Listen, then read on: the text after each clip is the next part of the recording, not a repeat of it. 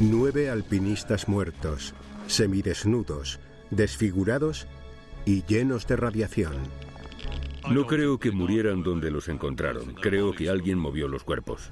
Espíritus demoníacos del más allá. Si haces algo malo, el Strigoi viene a arrebatarte la vida. Y atroces experimentos para resucitar a los muertos.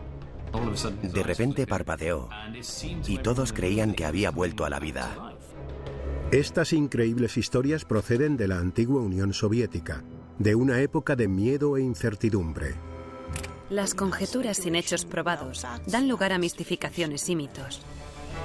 Ocultos tras el telón de acero, estos inquietantes misterios salen a la luz.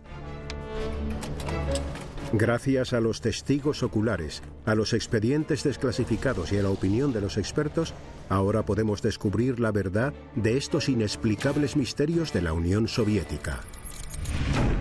Expedientes X rusos. En la antigua URSS, los controles y la censura eran algo cotidiano. Pero desde la caída del telón de acero, los expedientes de casos inexplicables han comenzado a salir de lo más profundo de los archivos soviéticos. Estos expedientes hablan de fenómenos extraños, monstruosas criaturas y siniestros acontecimientos. Uno de los sucesos más complejos y fascinantes es el llamado Incidente Dyatlov. Incidente Dyatlov. Muerte en las montañas. En enero de 1959, un grupo de 8 hombres y 2 mujeres emprendió una expedición de esquí a las profundidades de los montes Urales.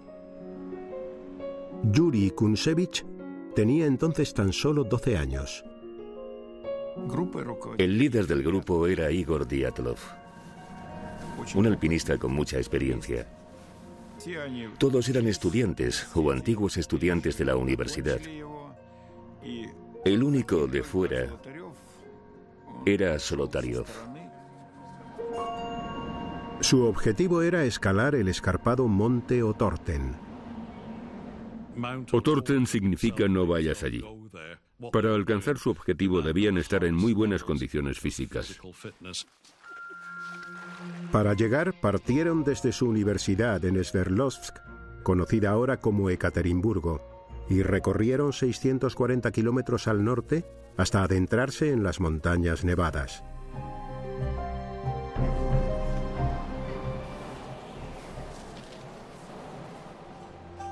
La noche del viernes 30 de enero, Sina Kolmogorova escribió lo siguiente en su diario. Estamos siguiendo el curso del río Auspia. Y al final añadió una nota que decía: creo que hoy construiremos un cobertizo. Fue lo último que escribió.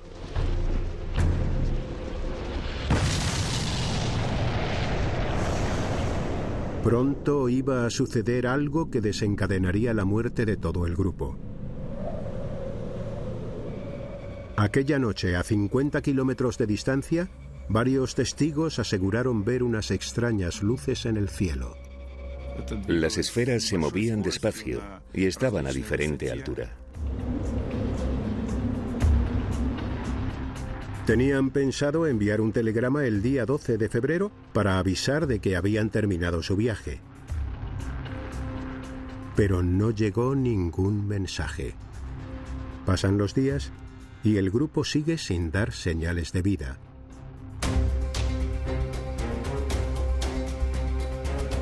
Comienza entonces una misión de búsqueda y rescate impulsada por los familiares y amigos de los montañeros.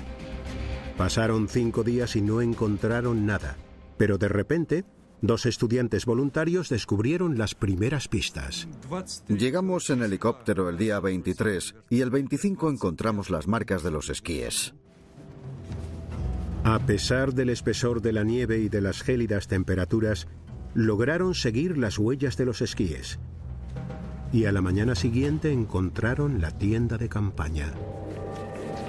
La tienda estaba fuera de la ruta que habían planeado y a 14 kilómetros de su destino, el monte Otorten. estaba situada en la ladera de una montaña diferente a la que los lugareños llaman Kolatsiaki, la montaña de los muertos. ¿Por qué cambiaron el rumbo? Pero lo más extraño es que la tienda parecía estar rajada desde el interior. Dentro de la tienda estaba toda su ropa de abrigo y se habían dejado incluso las botas. Era muy raro. Salir sin ropa en pleno invierno es un suicidio. Algo les debió de aterrorizar y salieron corriendo. ¿Qué les hizo salir despavoridos?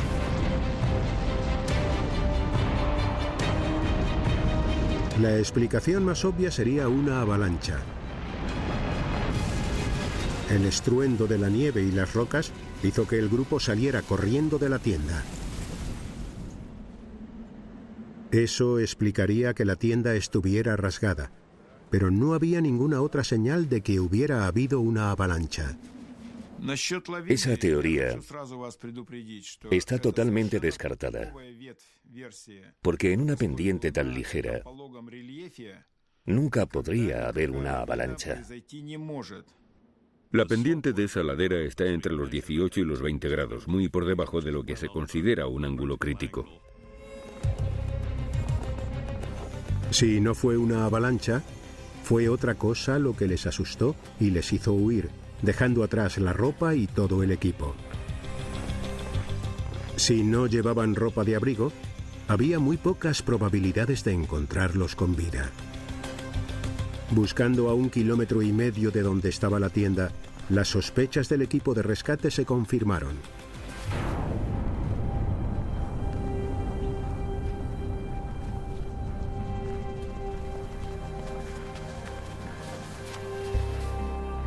Vieron a 2 de los estudiantes cubiertos de nieve. Eran los cuerpos de Dorosenko y Krivonisenko. Estaban uno al lado del otro y llevaban únicamente la ropa interior. Estaban descalzos y no llevaban guantes. No presentaban ninguna señal ni lesiones externas visibles. ¿Se habrían congelado hasta morir? Tras varios días de búsqueda en unas condiciones climáticas brutales, se habían recuperado 5 de los 9 cuerpos, pero ninguno presentaba lesiones que pudieran explicar sus muertes. La autopsia reveló que los 5 alpinistas habían fallecido por hipotermia. Probablemente sufrieron el llamado desnudo paradójico, un estado de confusión y desorientación propio de la hipotermia por el cual el afectado comienza a quitarse la ropa. Pero los rescatadores creían que alguien más había tenido que ver con estas muertes. Por la forma en que estaban colocados los cuerpos, creíamos que alguien los había puesto así intencionadamente. Era como una especie de montaje. Comenzaron a dudar de la investigación oficial, pero las autoridades soviéticas los ignoraron por completo cuando manifestaron su opinión. Tras examinar el informe oficial, los nuevos investigadores destacan una serie de extraños hallazgos del campamento que no acaban de cuadrar. En la tienda se encontraron una serie de objetos que no pertenecían a ningún miembro del grupo. En concreto, eran un bastón de esquí y una linterna. El grupo tenía un detallado inventario del equipo que llevaba, y estos objetos no aparecían en él. ¿De dónde procedían entonces? Significaba que alguien más había estado allí. La propia tienda también era un misterio. Keith analizó con detenimiento las fotos tomadas por los alpinistas y los rescatadores y descubrió que la tienda estaba mal montada. Parecía que la había montado alguien que no tenía mucha idea.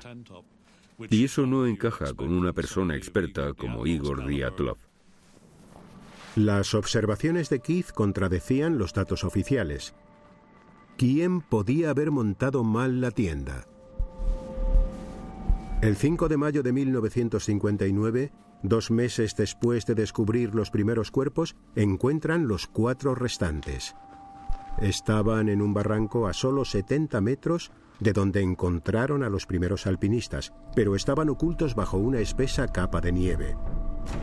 El hallazgo conmocionó a los rescatadores. Todos presentaban lesiones muy graves. Los traumatismos eran parecidos a los que se sufren en un atropello. En esta foto se ve a Luda encima de una roca junto a un pequeño riachuelo. Le faltaba la lengua y tenía el cartílago de la nariz totalmente aplastado, como si le hubieran dado un golpe en la cara, y el impacto se lo hubiera destrozado. Algunas lesiones podrían ser de los 2 meses posteriores a su muerte, provocadas por animales que buscaban comida. Pero al analizarlas con detenimiento, se descubrieron más anomalías. En lugar de zapatos, Luda tenía los pies envueltos en una tela que pertenecía a los estudiantes que murieron primero. Y lo más extraño es que su chaqueta emitía radiación. Los alpinistas eran civiles. ¿Por qué iba a haber rastros de radiación?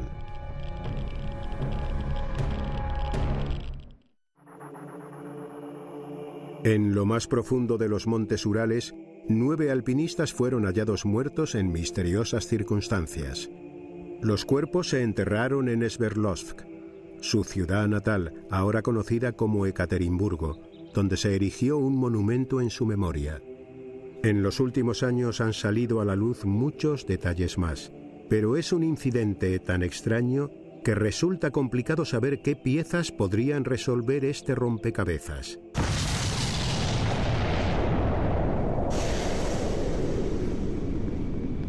Se han planteado innumerables teorías, y la pieza clave han sido aquellas luces que aparecieron en el cielo.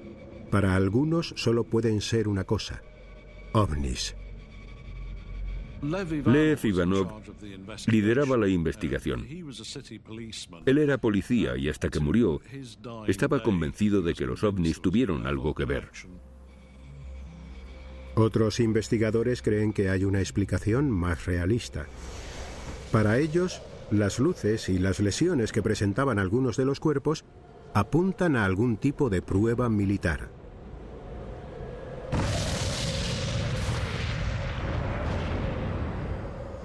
Al ver el resultado de la autopsia, lo primero que pensé fue que habían muerto a causa de una explosión.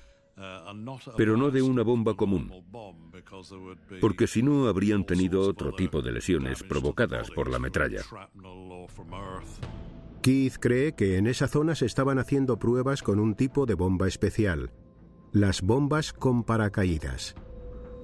Normalmente estallan a 40 o 50 metros y la explosión destruye todo lo que hay alrededor. Aunque estés a cierta distancia, te pueden reventar los pulmones y estallar los tímpanos. Estas bombas provocan unas lesiones internas masivas, pero las externas son casi inapreciables. Keith sigue buscando más información en fuentes militares y antiguo personal militar. Está convencido de que va por buen camino. Hay pruebas de que 2 bombarderos sobrevolaron la zona norte de los Urales aquella noche, y uno de los miembros de la tripulación dijo que habían lanzado bombas con paracaídas en esa zona. La prueba más contundente de esta teoría reside en un hallazgo reciente. El año pasado encontramos un fragmento de un misil. No demuestra que los artefactos lanzados por los bombarderos les mataran, pero es bastante probable. Es demasiada coincidencia. Es posible que el grupo de estudiantes muriera accidentalmente durante unas pruebas militares con bombas. Estaban en el lugar y el momento equivocados. Pero la trama se complica aún más. Después de que murieran, ¿es posible que el ejército ruso estuviera involucrado en un encubrimiento a gran escala? No creo que murieran donde los encontraron, sino a varios kilómetros de allí, y que después movieran los cuerpos. Querían encubrir los asesinatos. Y la única explicación que se les ocurrió fue que murieron de hipotermia. Para algunos de los nuevos investigadores, los misteriosos hallazgos de la tienda apuntan también a un posible encubrimiento. Era un grupo de alpinistas con experiencia, pero los encontraron fuera de su ruta en la montaña equivocada. Hasta la tienda estaba mal montada. Seguramente movieran la tienda y los cuerpos para desviar la atención del lugar donde había ocurrido el accidente militar. 50 años después, el caso de sus muertes sigue sin estar resuelto. Ninguna teoría explica el misterio. Es como si se hubiera reunido un comité y hubiese decidido hacerlo todo tan confuso que nadie pudiera formular ninguna teoría convincente. El caso está lleno de pruebas contradictorias que no se pueden unir entre sí para esclarecer y entender lo que pasó. Ni siquiera se sabe qué hechos se registraron entonces y cuáles se obviaron. A medida que se filtran archivos, van apareciendo más pistas. No es agradable destapar mentiras, pero vamos a seguir hasta dar con las respuestas que buscamos. Tras el telón de acero se controlaba la vida de las personas de muchas maneras. El régimen soviético trataba de reprimir las supersticiones. Pero en ciertos lugares como Rumanía, era imposible acabar con las creencias en lo sobrenatural. El próximo expediente pertenece a un asesino en serie rumano, pero no era un homicida corriente. Los lugareños creían que estaba poseído por un espíritu demoníaco conocido como Strigoi. El Strigoi, espíritus demoníacos. 1970, Bucarest, capital de Rumanía. Un asesino anda suelto acechando a mujeres jóvenes. Se llama Ion Ramaru. El periodista Andrei Moisoiu ha investigado este espeluznante caso. Estudió en la Facultad de Veterinaria aquí en Bucarest. Pero Ramaru tiene un lado oscuro que aflora por la noche. El 4 de abril de 1970 comete su primer crimen.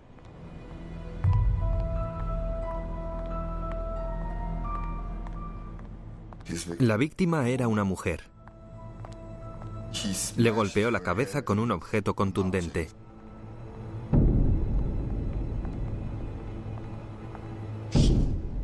Las agresiones de Ramaru son especialmente salvajes.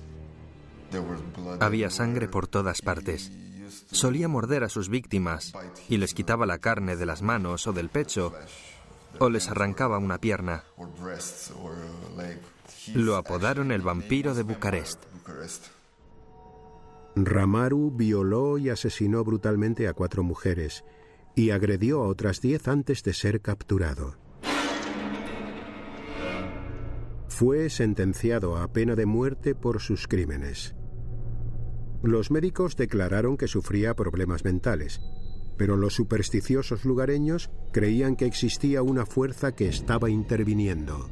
La sanguinaria naturaleza de sus crímenes llevó a algunos a pensar que Ramaru estaba poseído por un espíritu demoníaco. Las leyendas rumanas hablan de un espíritu llamado Strigoi. La profesora Sabina Ispas es una experta en el Strigoi y el folclore de Rumanía.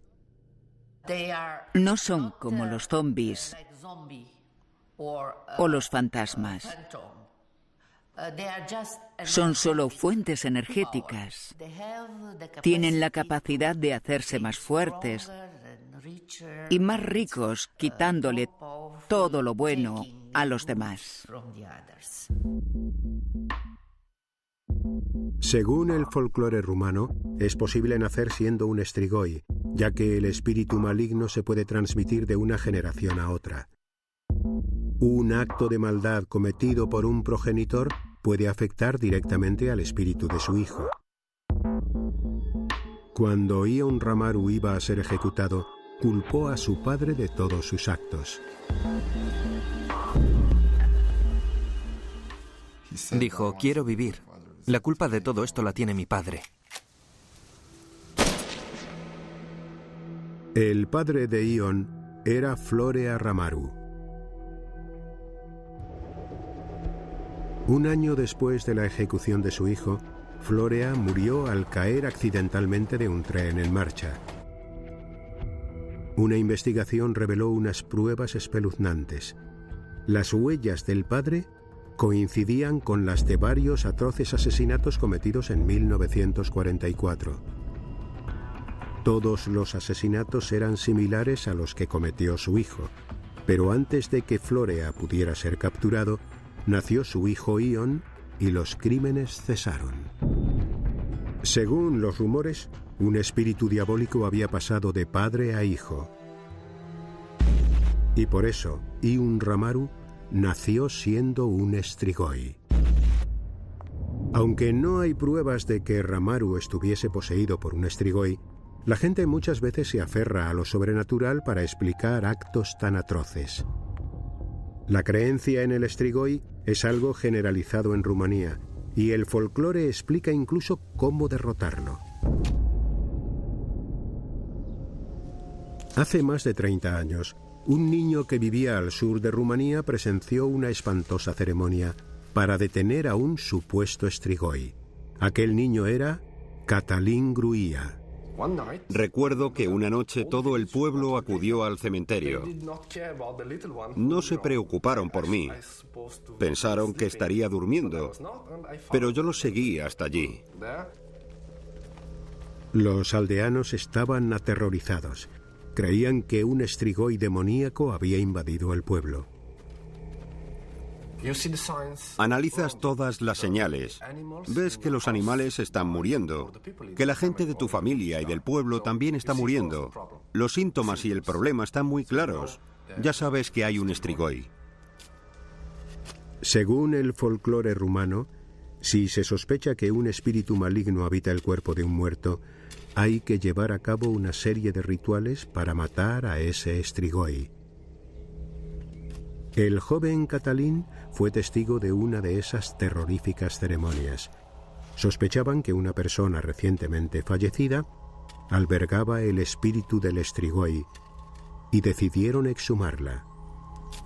Había 2 hombres cavando y las mujeres estaban alrededor, todas vestidas de negro. Cuando ven el cadáver, se confirman las peores sospechas de los aldeanos. Las horribles marcas que tiene el cuerpo manifiestan la presencia del espíritu del Strigoi.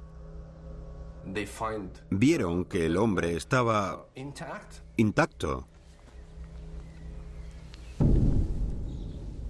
pero tenía un mordisco en la mano, restos de sangre y estaba dado la vuelta. Yo estaba muerto de miedo. Cătălin no recuerda muy bien qué pasó después, pero según el folclore rumano, para matar a un Strigoi hay que utilizar una estaca de madera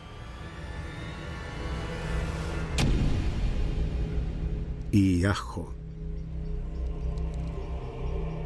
La aterrorizada comunidad tomó medidas desesperadas y rezó para que el ritual para matar al Strigoi hubiera funcionado. La creencia en los poderes de estos espíritus demoníacos data de hace muchos siglos. Algunos investigadores creen que podría tener relación con una catastrófica enfermedad que azotó Europa, la peste negra. Cuando hay una epidemia mortal, la gente se asusta y quiere sentir que tiene el control, que puede hacer algo y puede identificar la causa. Así nacieron las historias relacionadas con el Strigoi, y muchas de ellas se asociaron con el concepto occidental del vampiro. Las pruebas que sirven para identificar a un posible Strigoi tienen que ver con los procesos naturales que sufre un cuerpo al descomponerse. Se ven cosas muy desagradables, como burbujeos y cambios de posición. La cara puede enrojecerse y el cuerpo hincharse. La gente cree que el color rojo alrededor de la boca es sangre de aquellos a los que han mordido, pero se debe al proceso de descomposición del cuerpo. Existen explicaciones racionales que responden a buena parte de las leyendas y supersticiones que rodean al Strigoi, pero eso no impide que la gente siga creyendo en él. Si haces algo malo, el Strigoi viene a arrebatarte la vida. Las supersticiones son la respuesta natural a nuestra forma de ver el mundo. El deseo de dar con el culpable de lo sucedido y tener algún tipo de ritual para acabar con él proporciona una sensación muy satisfactoria para el ser humano. Pero mientras la gente piense que el Strigoi es una amenaza real, se seguirá creyendo en él.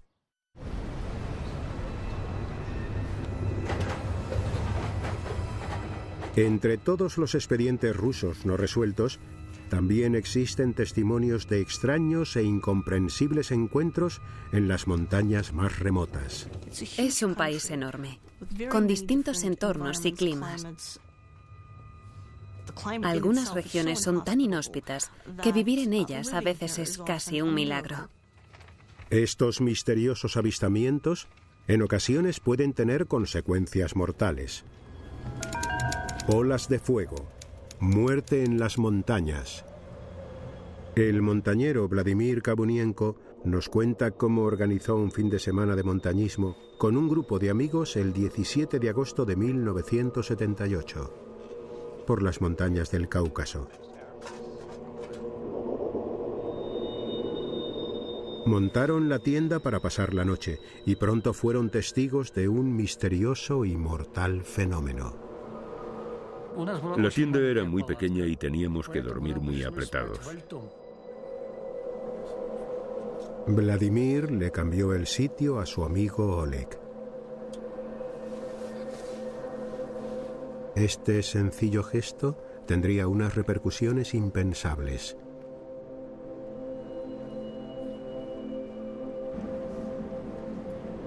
Aquella noche, el tiempo empeoró. Estando solos en la montaña, los escaladores no podían estar preparados para lo que iba a suceder. Vladimir recuerda que alrededor de las 2 de la madrugada, algo aterrador le despertó.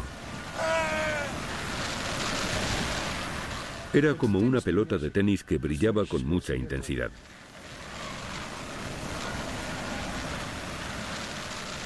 Vladimir está hipnotizado por esta extraña aparición. No podía mover las manos ni las piernas. Era como si estuviera paralizado y tenía mucho miedo. Después entró en contacto directo con nosotros. La bola de fuego estaba extremadamente caliente. Atravesó los sacos de dormir y abrasó la piel de los montañeros al tocarlos. Dolía muchísimo. Era como si me estuvieran quemando con un soplete.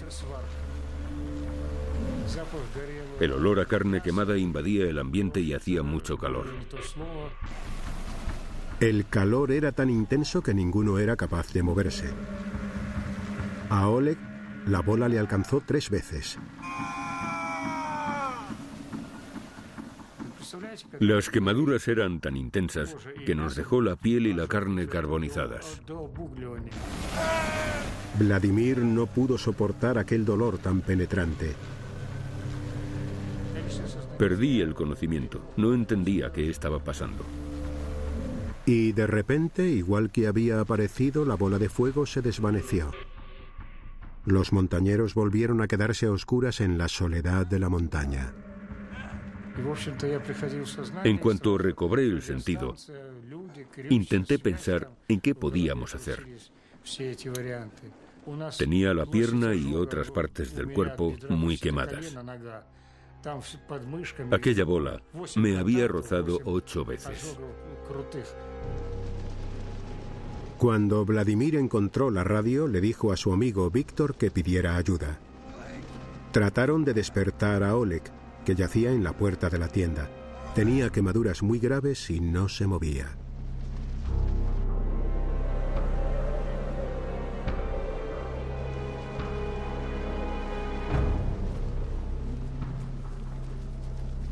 El equipo de rescate tardó en llegar y al ver lo sucedido quedaron horrorizados.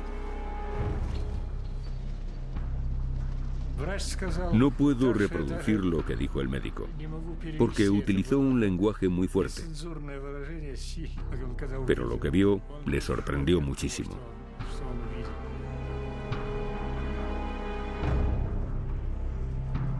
Oleg no tenía pulso. tras varios intentos de reanimación, tuvieron que declarar su muerte. Trasladan a los montañeros al hospital, donde son atendidos por quemaduras graves. Debido a la complejidad de las lesiones, Vladimir cuenta que los tuvieron que operar de urgencia y ponerles varios injertos de piel. Este es uno de ellos. Antes era más grande y llegaba hasta el hueso. ¿Qué fue lo que atacó a los montañeros con tanta brutalidad? Es imposible saber lo que ocurrió, ya que el único testimonio existente es el de Vladimir, pero él está seguro de que se trata de un misterioso y extraño fenómeno que ha sucedido en otras montañas del mundo. Yo creo que era una esfera luminosa. Para los científicos, el avistamiento de esferas luminosas se puede deber a una ilusión óptica o al hecho de tener una imaginación hiperactiva. Sabemos muy poco acerca de las esferas luminosas. Es complicado disociar el mito y la realidad. Se cree que son unas bolas brillantes que se mueven de forma errática. Esto concuerda con la descripción de Vladimir. Todo lo que toque esa bola se verá expuesto a gran cantidad de energía, por lo que si entra en contacto con un ser humano, seguramente le quemaría. Esto explica las horribles lesiones que sufrieron los montañeros. Pero hace poco que los científicos han formulado una teoría para explicar cómo se crean estas bolas de fuego.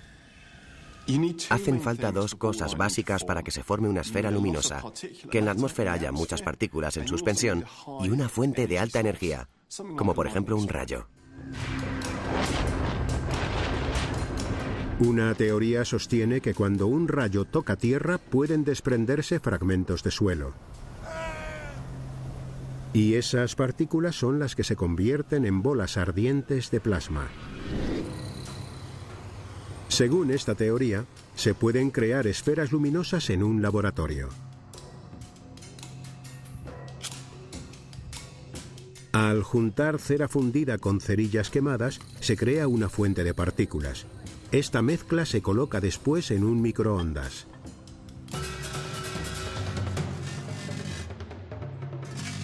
Las microondas calientan las partículas igual que lo haría un rayo. Las partículas se han prendido con la energía del microondas y se ha formado un plasma estable llamado esfera luminosa.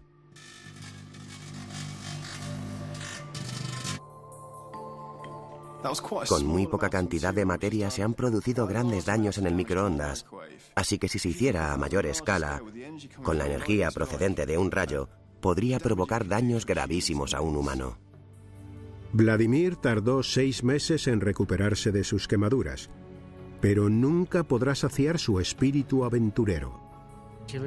No se puede hacer nada cuando uno se enamora de la montaña. Una vez te ha entrado la locura, ya es imposible curarse.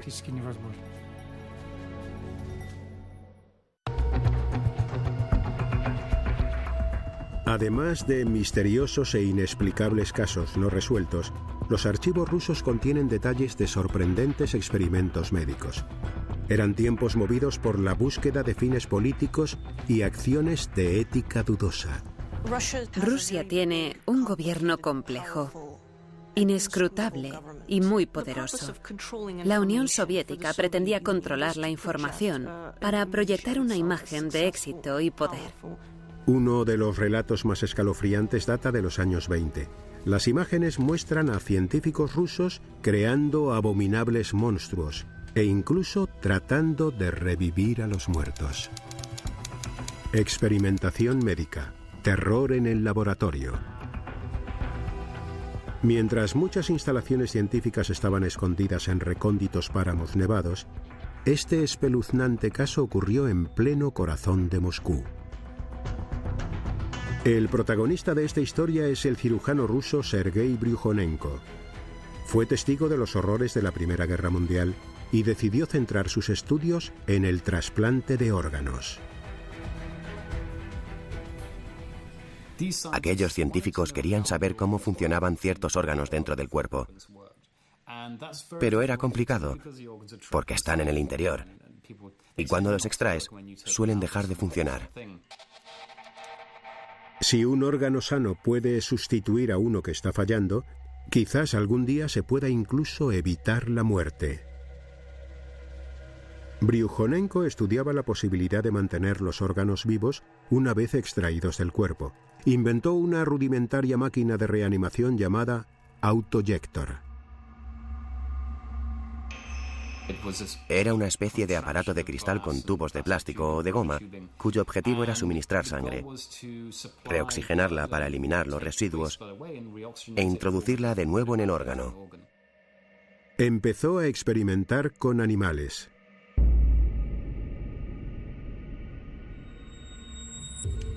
Conectando el autoyector a los vasos sanguíneos del corazón de un perro, podía hacer que siguiera latiendo fuera del cuerpo.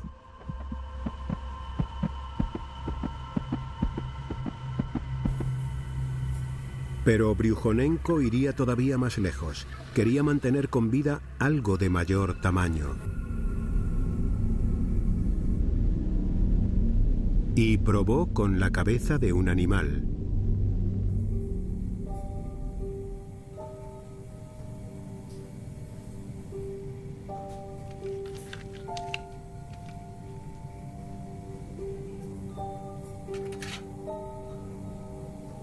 El cirujano ruso Sergei Gliantsev ha estudiado el trabajo de Bryukhanenko con todo detalle.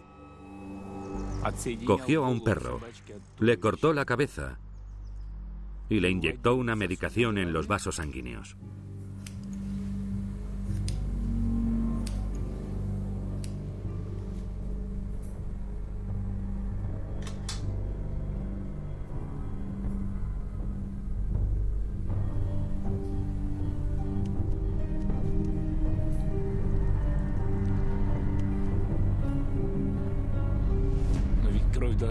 La sangre hay que oxigenarla.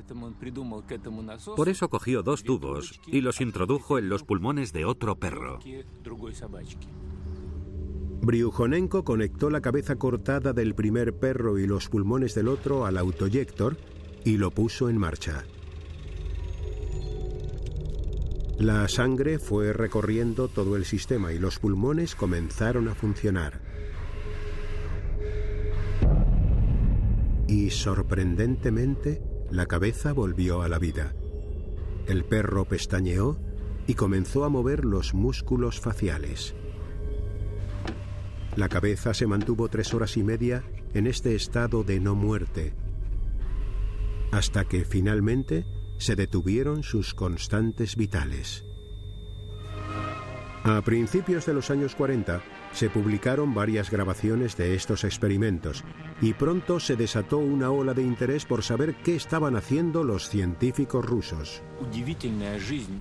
Aquella cabeza viva, pero separada del cuerpo, sorprendió a todo el mundo, dentro y fuera de la Unión Soviética. Cuando se publicó aquel vídeo y se confirmó que Bryukhanenko era capaz de mantener con vida a esos animales, la gente dejó volar su imaginación y comenzó a pensar que sería fantástico crear una máquina que mantuviera a las personas con vida eternamente.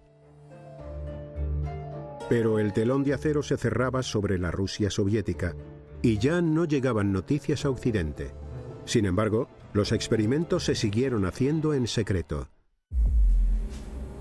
Tras el telón de acero, se llevan a cabo espeluznantes experimentos con animales lejos de las miradas de Occidente. En los archivos aparece otro cirujano ruso llamado Vladimir Demikov. Quiere investigar cómo el cerebro controla los órganos y al hacerlo, creó un monstruo. Demikov no era médico, sino biólogo. Cogía la cabeza de un animal pequeño, la de un cachorro, por ejemplo, y la injertaba en el cuello de un perro adulto. Demikov creó un perro bicéfalo. Si te fijabas bien, de repente veías aparecer la otra cabeza. El perro más pequeño le mordisqueaba las orejas al grande y solían pelearse entre ellos. Todo aquel que veía al perro se sorprendía, y el jefe de Demikov tenía sus reservas al respecto. Le prohibió hacer esas cosas. Le dijo: No puedo ver a este perro. No vuelva a hacerlo. Pero mediante este atroz experimento, Demikov amplió las fronteras de la ciencia. Ahora podía analizar cómo el sistema nervioso controlaba todos los órganos. Nadie había hecho antes algo así. No se sabía nada al respecto. Mientras Demikov sigue trabajando con sus perros, Sergei Bryukhanenko quiere ir un paso más allá y experimentar con humanos. En los años 30, Bryukhanenko se centró en la idea de la reanimación. ¿Sería posible que un cuerpo muerto volviera a la vida? Cogieron el cuerpo de un hombre que había fallecido en una cirugía el día anterior y lo conectaron a la máquina.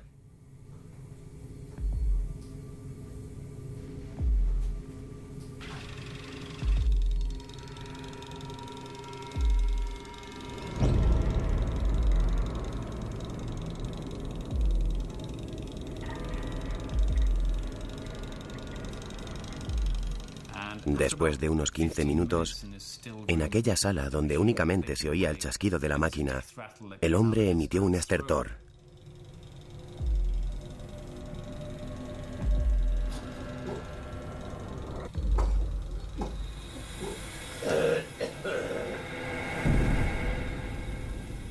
De repente parpadeó, y todos los presentes creían que había vuelto a la vida. Bryukhanenko y su ayudante estaban atormentados por lo que habían hecho y aterrorizados por las consecuencias que podía tener revivir a una persona. Entonces apagaron la máquina y hasta hoy no sabemos si el experimento realmente habría funcionado. Los científicos soviéticos consiguieron lo que se creía imposible.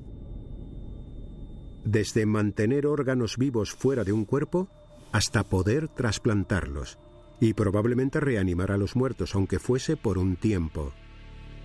¿Pero estaba justificada toda esta investigación? La gente se sigue haciendo preguntas y se sigue planteando el trasplante de órganos desde un punto de vista ético y moral. ¿Tiene el hombre derecho a entrometerse en la creación de Dios y hacer algo que él no ha hecho? Si se pudiera revivir a una persona, significaría que no existe realmente el alma y que el cuerpo es una máquina cuyos componentes se pueden sustituir por los de otra. Por controvertidos que sean, los trabajos de Bryukhanenko y Demikov se siguen utilizando hoy en día para las tecnologías de soporte vital y las operaciones de trasplantes de órganos. La justificación de estos trabajos es que se salvan vidas, y eso siempre ha sido lo primordial. Fue un avance fundamental para la medicina actual. Pero tras el telón de acero, ¿quién sabe hasta dónde llegaron los experimentos originales y qué otras abominaciones se crearon, ya fuesen animales o humanas? La Rusia soviética guardaba secretos que permanecieron ocultos durante décadas tras el telón de acero. Pero en los 25 años posteriores a la caída del comunismo, muchos de estos expedientes han salido por fin a la luz. Se ha dado una explicación racional a muchos de estos extraños encuentros y testimonios, pero otros seguirán siendo un misterio, ya que la madre Rusia no revela sus secretos tan fácilmente.